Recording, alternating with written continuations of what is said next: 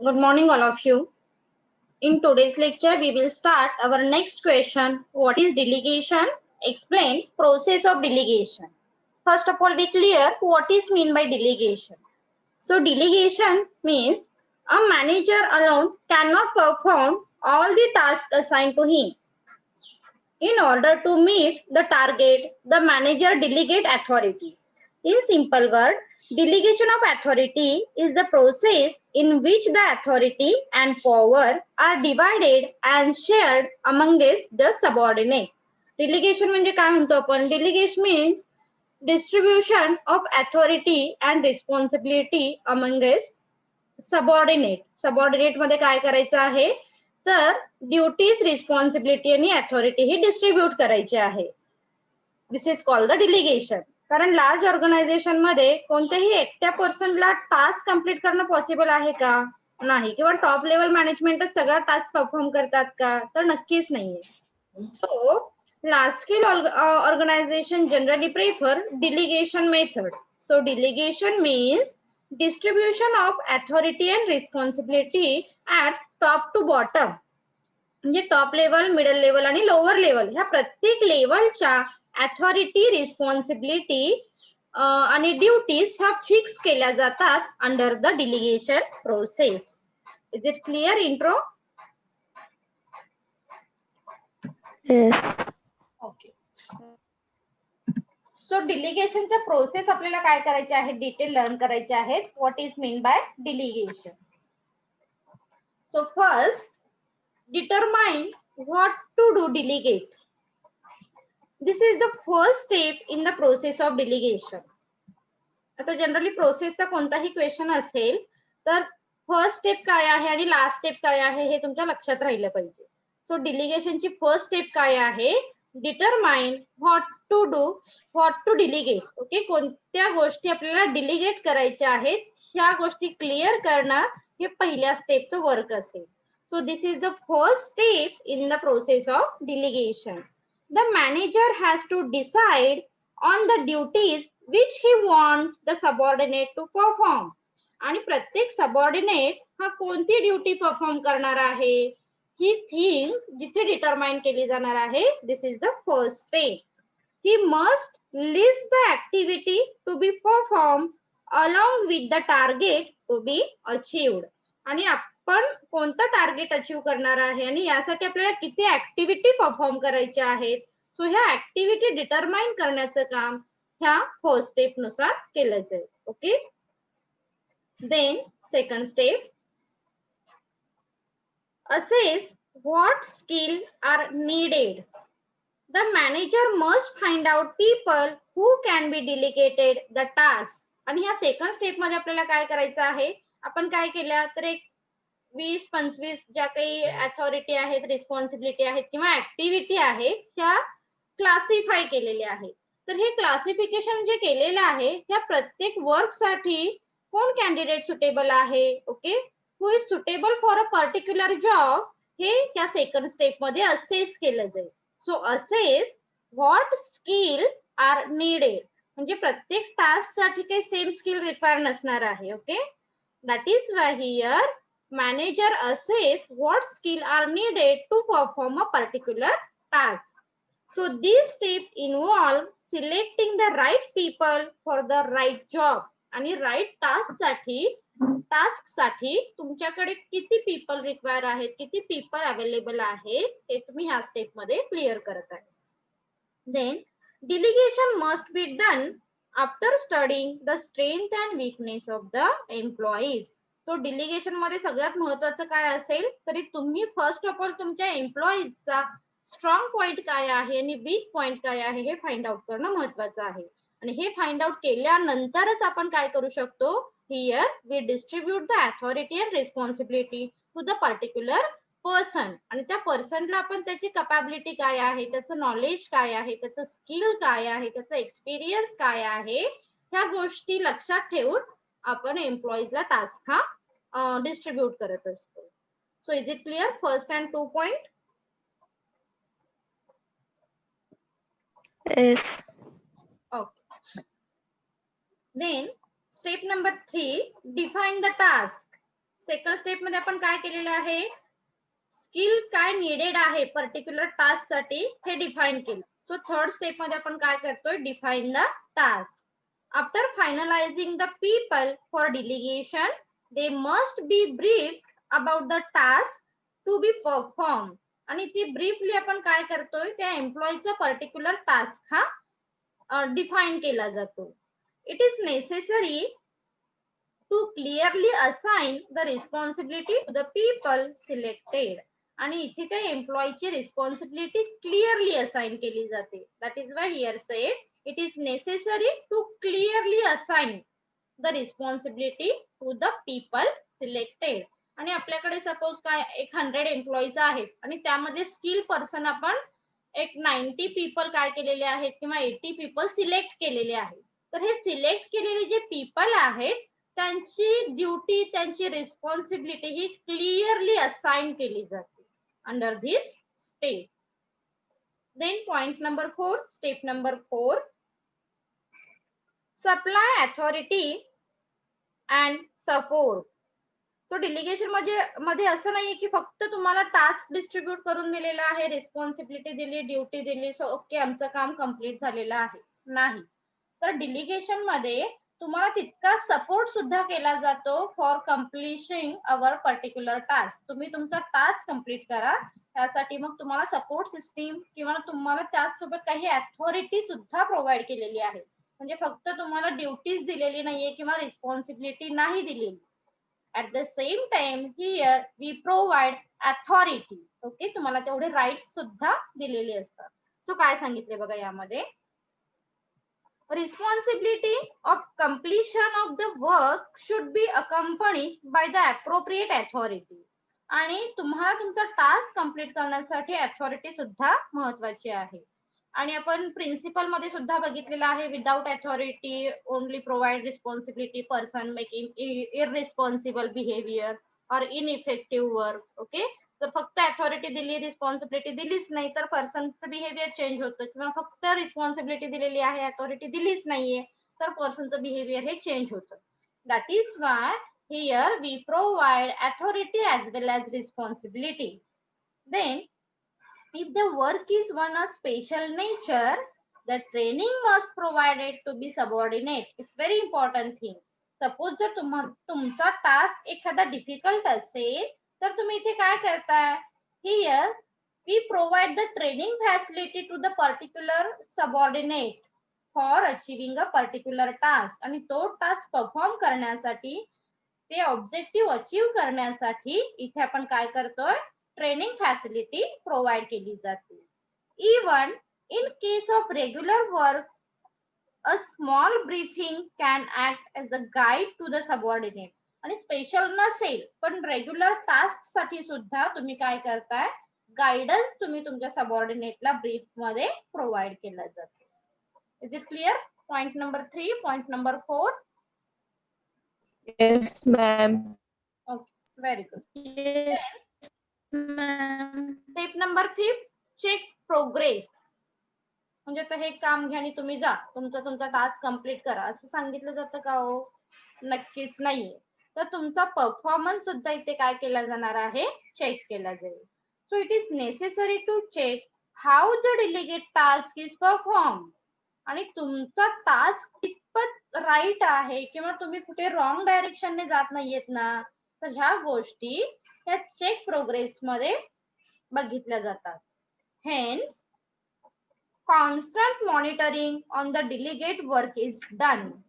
आणि तुमच्यावरती constant monitoring असेल तरच त्या डिलिगेशनचं काहीतरी इफेक्टिव्हनेस तुम्हाला बघायला मिळेल किंवा त्याचे जे रिझल्ट आहेत ते बघायला मिळतील. That is why here delegation process prefer check progress report on a particular work. Okay, particular work वरती काय प्रोग्रेस आहे हे चेक केलं जाईल. And this is the last step, appropriately reward success. It's very important thing. Okay, reward देणं महत्वाचं आहे. This is the part of motivation. Sometime we provide various monetary or non-monetary facility to the employees. कशासाठी दिल्या जातात non monetary, तर एम्प्लॉईचं satisfaction कुठेतरी increase होणं महत्वाचं आहे. सो डिलिगेशन मध्ये सुद्धा त्या गोष्टीला इम्पॉर्टन्स दिलेला आहे.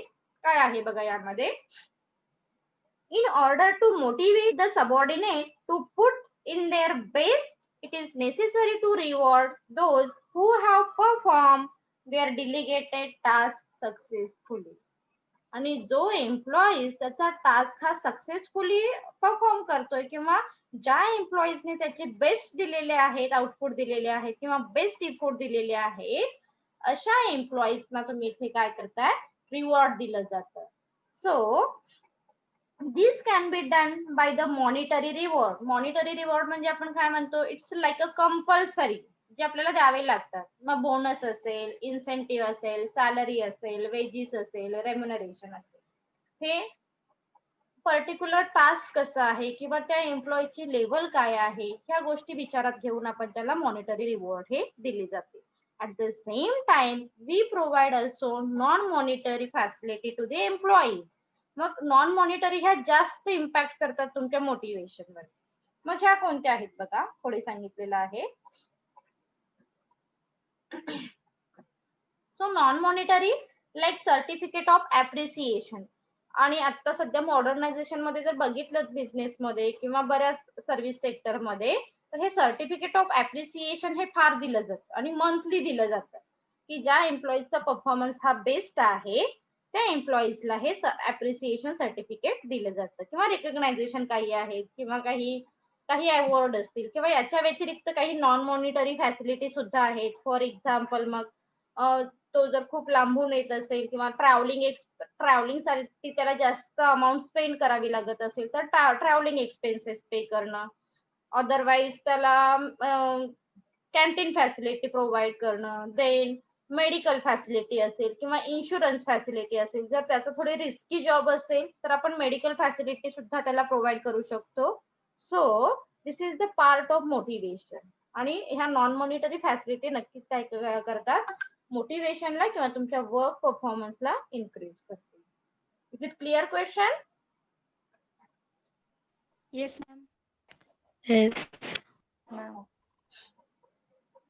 So our next question, principle of delegation. So जेव्हा तुम्ही डिलिगेशनला इम्पॉर्टन्स देताय त्यावेळी काही प्रिन्सिपल, काही रूल्स, फंडामेंटल ट्रुथ तुम्हाला फॉलो हे करावे लागतात. प्रिन्सिपल म्हणजे आपण काय म्हणतो, it's like a rule, it's like a fundamental truth. So काय आहेत बघा principal डिलिगेशनचे. In every organization, in order to cope with the value of the work, manager need to delegate authority to several employees. So delegation is the process of giving people responsibility and sharing their workload in order to get things done. आणि organisation मध्ये डिलिगेशनचा intro थोडासा दिलेला आहे इथे. तर डिलिगेशन मध्ये आपण काय म्हणतो, here we distribute authority and responsibility to the several employees for sharing the workload. कुठेतरी वर्कलोड हा शेअर होण्यासाठी डिलिगेशन ही मेथड यूज केली जाते. So principle of delegation. Delegation is a technique and it is order to perfect it. Manager needs some practice. Further, there are some principles which can make delegate more effective. आणि तुम्हाला जर तुमचं डिलिगेशन effective करायचं असेल तर तुम्ही काय करा, काही जे स्टँडर्ड आहेत, रूल्स आहेत, प्रिन्सिपलना तुम्ही इम्पॉर्टन्स द्या. मग ते प्रिन्सिपल बघा कोणते आहेत. क्लिअरिटी ऑफ डिलिगेशन म्हणजे फक्त ड्युटी रिस्पॉन्सिबिलिटी डिस्ट्रीब्यूट केली म्हणजे डिलिगेशन झालं असं नाही. तर तुम्ही काय करा, क्लिअरिटी, तुमच्या डिलिगेशनची क्लिअरिटी आधी तुम्हाला माहित असली पाहिजे की तुम्हाला काय करायचं आहे, कोणते ऑब्जेक्टिव्ह अचीव्ह करायचे आहेत किंवा कोणत्या इंटेन्शनने तुम्ही डिलिगेशन टेक्निक्स यूज करत आहात. सो सगळ्या गोष्टीसाठी क्लिअरिटी असणं महत्वाचं आहे. Okay, it's very important thing.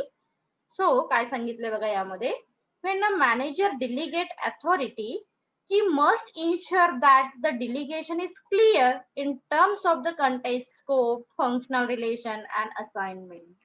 आणि तुमची ड्युटी, काही कंटेंट, काही स्कोप, फंक्शनल रिलेशनशिप, असाइनमेंट, ह्या सगळ्याशी रिलेटेड तुमच्याकडे क्लिअरिटी असणं खूप महत्वाचं आहे. In other words, the delegate must have a clear idea about his task and how it fit into the overall plan. आणि आपण जो प्लॅन केलेला आहे त्या प्लॅन मध्ये जे आपण सिलेक्ट केलेले एम्प्लॉईज आहेत हे परफेक्ट फिट आहेत का हे सुद्धा आपण आपल्याकडे क्लिअरिटी असणं त्या गोष्टीची महत्वाचं आहे. So this is important because any ambiguity in delegating authority usually produces poor result. आणि जर तुमच्याकडे क्लिअरिटी नसेल तर नक्कीच त्याचे रिझल्ट हे पुअर येऊ शकतात. So here first principle said we prefer the clarity of delegation. म्हणून तुम्ही काय करा तुमच्या गोष्टी सगळ्या क्लिअर असणं हे महत्वाचं आहे. क्लिअरिटीला इम्पॉर्टन्स द्या. Is it clear first principle? Yes. Yes, ma'am. Then second, result oriented. Yes, ma'am. It is important that the manager is aware of the result expected from the subordinate before delegating authority to him. म्हणजे तुम्ही डिलिगेशन मध्ये काय केलेली आहे फक्त responsibility दिली आहे का किंवा ड्युटी दिलेली आहे का नाही तर याबरोबर तुम्ही अथॉरिटी सुद्धा प्रोव्हाइड केलेली आहे.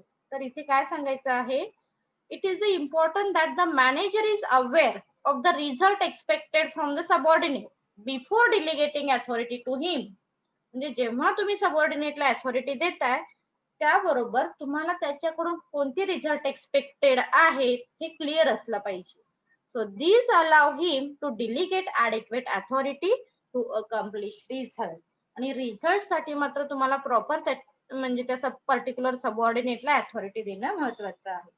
So it's like a depends on work okay or depends on duties responsibility. जितकी रिस्पॉन्सिबिलिटी आहे तितकीच तुम्ही अथॉरिटी द्या. जर हाय अथॉरिटी दिली किंवा लो अथॉरिटी दिली तर नक्कीच तुमच्या रिझल्ट वरती इम्पॅक्ट हे येऊ शकतात. That's why this is based on the assumption that is an organization goals are set, plan are made well in advance and tasks are stepped to accomplish them. आणि ह्या सगळ्या गोष्टी वेल इन ऍडव्हान्स असणं महत्वाचं आहे. कोणत्या पर्सनला कितपत authority द्यायची आहे कितपत ड्युटी द्यायची आहे गोल काय असले पाहिजेत what ever it may be ह्या सगळ्या गोष्टी क्लिअर असणं महत्वाचं आहे. तरच आपण आपले रिझल्ट हे अचीव करू शकतो. Then delegation of responsibility, third principle. An employee cannot delegate responsibility or the obligation to complete a task when he is delegated authority to a subordinate.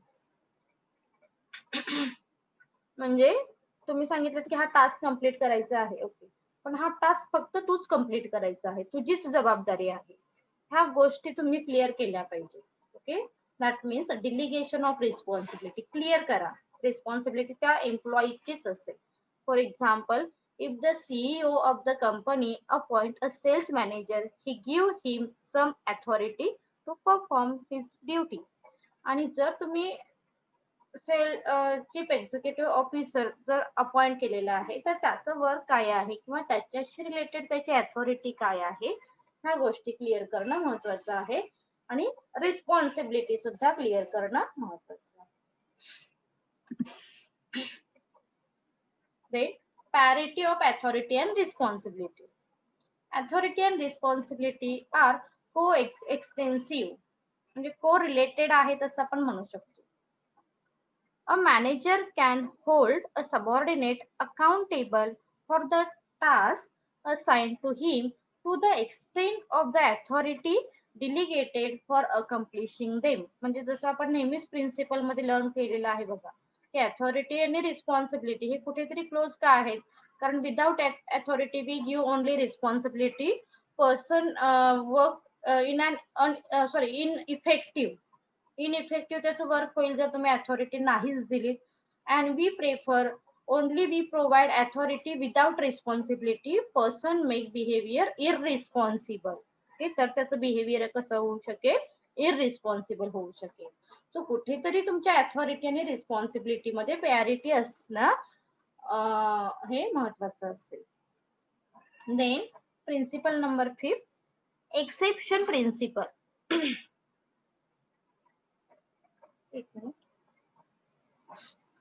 Under normal circumstances, a manager delegate authority to his subordinate to share the workload.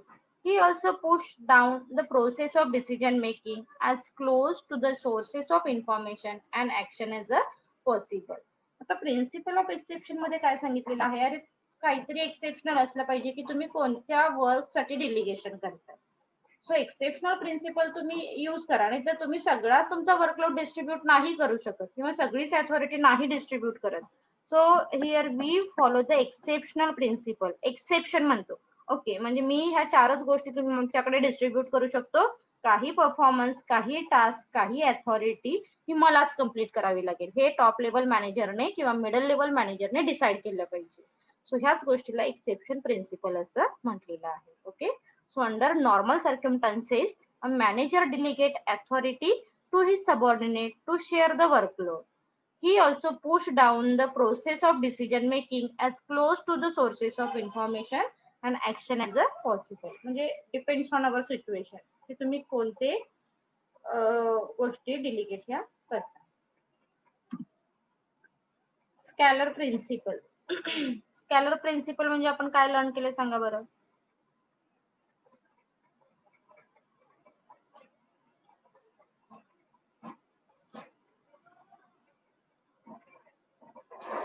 जागे आहात ना.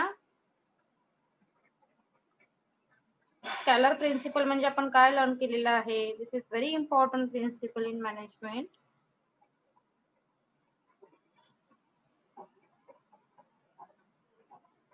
सांगता येईल का कोणाला.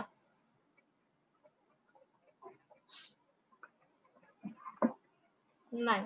Very good. So red करून सांगितलं असतं तरी लक्षात आलं असतं. स्कॅलर प्रिन्सिपल काय सांगतं, according to the scalar chain म्हटलेलं आहे आपण. Scalar chain means authority and responsibility follow top to bottom. म्हणजे तुम्ही जर या डिलिगेशन मध्ये कोणत्या लोअर एम्प्लॉईजला जास्त अथॉरिटी दिली तर ते डिलिगेशन इफेक्टिव्ह होईल का हो. नक्कीच नाही. तर तुम्ही काय करा, स्कॅलर प्रिन्सिपलला सुद्धा तुम्ही डिलिगेशन मध्ये तितकंच इम्पॉर्टंट दिलं पाहिजे. That means here we provide authority, responsibility and accountability to our subordinate, but we first of all concentrate on our important principle like scalar principle. तुम्ही स्कॅलरला इग्नोर नाही करू शकत.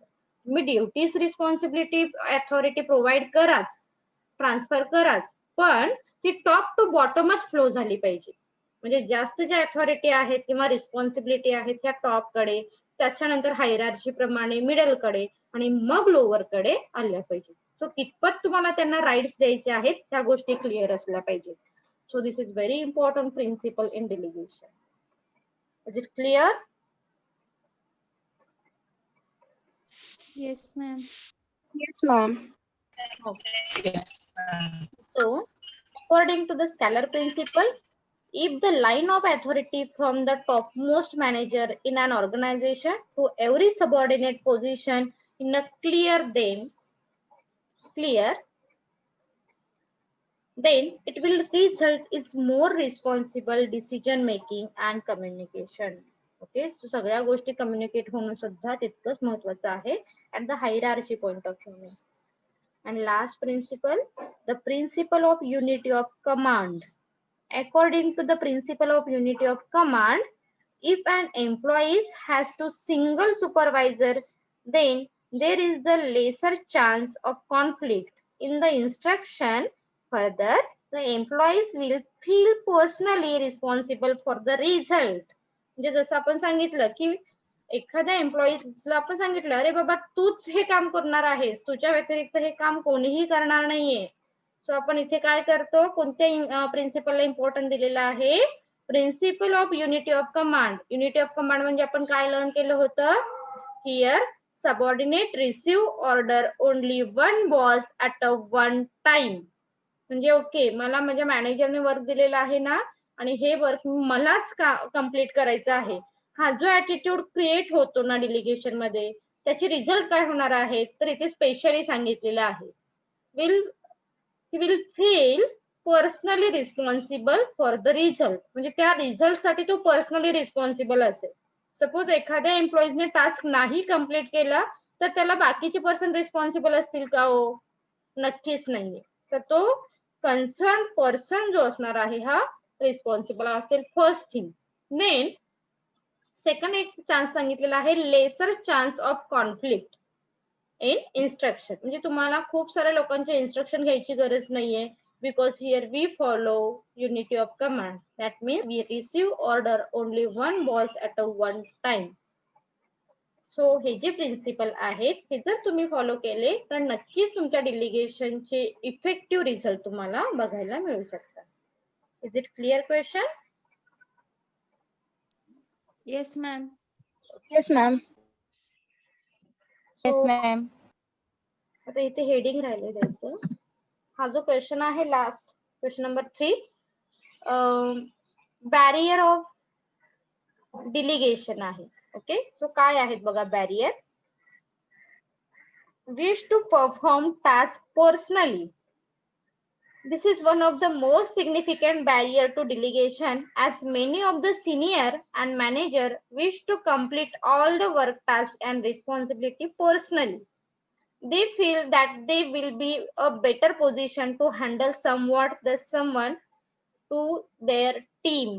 म्हणजे बऱ्याच वेळी असं असतं की काही आता डिपेंड्स ऑन एम्प्लॉईज, ओके, किंवा डिपेंड्स ऑन मॅनेजर. काही मॅनेजरचा ॲटिट्यूड असा असतो की काही टास्क हे मला परफॉर्म करायचे आहेत, की मी I can handle all task असे म्हणू शकतात. काही एम्प्लॉईज आहेत की अरे मी इंडिव्हिज्युअली टास्क न परफॉर्म करता मला माझ्या ग्रुप सोबत परफॉर्म करायला, म्हणजे मी माझे आउटपुट हे जास्त देऊ शकतो. सो हा जो ॲटिट्यूड आहे हा ॲटिट्यूड तुम्हाला कुठेतरी डेलिगेशन मध्ये बघायला मिळतो. So this is very important barrier in delegation. Okay, wish to perform task personally. आता हे इथे पॉइंट ऑफ व्ह्यू सांगितलेला आहे मॅनेजरचा. सेकंड आहे high level of insecurity. Insecurity is also one of the prime reason due to which manager to not delegate their responsibility to their subordinate. म्हणजे आता इथे काय सांगितलेलं आहे, मॅनेजर काय करणार आहेत, like provide duties, responsibility and authority.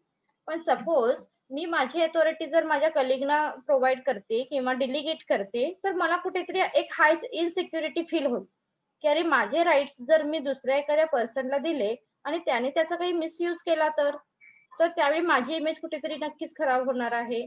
So he G high insecurity आहे ही डिलिगेशन मध्ये बघायला मिळते. So insecurity is also one of the prime reason due to which manager do not delegate their responsibility to their subordinate, teammate and even to the management trainee. आणि इथे generally हे कुठे बघायला मिळतं तर मिडल लेवल मॅनेजमेंट मध्ये बघा, कारण मिडल लेवल मॅनेजमेंटच काय करतायत तिथे, delegate authority responsibility to lower level. Is it clear first and two barrier? Yes, ma'am. Very good. Yes, ma'am. Then power and authority.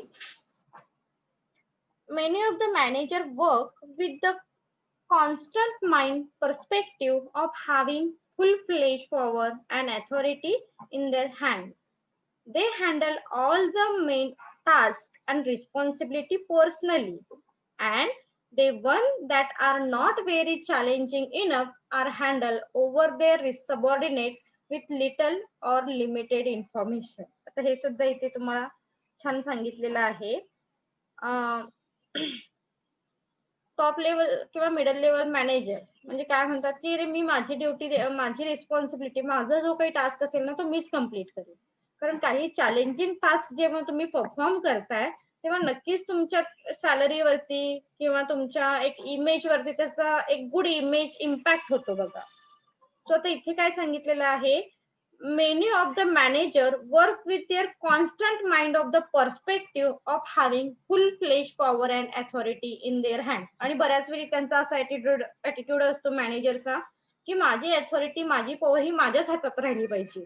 I can't share and I can't distribute my power and authority to lower level manager.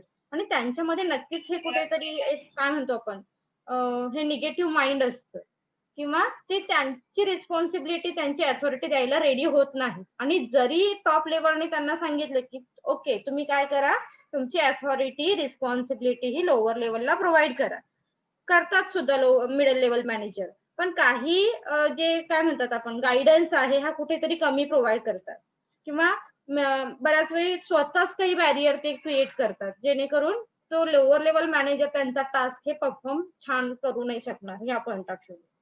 आणि जर lower लेवलचा performance हा negative आला तर काय केलं जातात, तर काही वर्क हे ऑटोमॅटिकली मग मिडल लेवलला प्रोव्हाइड केले जातात. सो असे जे काही बॅरियर आहेत ते तुम्हाला इथे बघायला मिळतील. Then next, lack of trust and confidence in subordinate. तर जसं सांगितलं की मिडल लेवलचाच हा प्रॉब्लेम असतो की ते लोअर लेवलवरती फारसा ट्रस्ट नाही ठेवत. So that another one, the crucial barrier to delegation in the superior having a lack of trust and confidence in the subordinate. Along with the factor of faith and trust, there is also the factor of risk involved, as the superior cannot take the risk by delegating vital and crucial tasks in the hand of the subordinate. आणि जो complicated task आहे, crucial task आहे, हा सबऑर्डिनेटच्या हातात कसा द्यायचा, हे कुठेतरी त्यांच्यामध्ये काय म्हणतात, एक risk factor point of view त्यांना थोडस ते बॅरियर फेस करावे लागतात लोअर लेवल मॅनेजरला. कारण ट्रस्ट, तेवढा जो ट्रस्ट आहे किंवा कॉन्फिडन्स आहे हा मिडल लेवल मॅनेजरच्या माइंड मध्ये नसतो. That's why. Then the organized structure of work. If the manager himself is not very capable and efficient enough to delegate the task and responsibility to his team in an organization and organized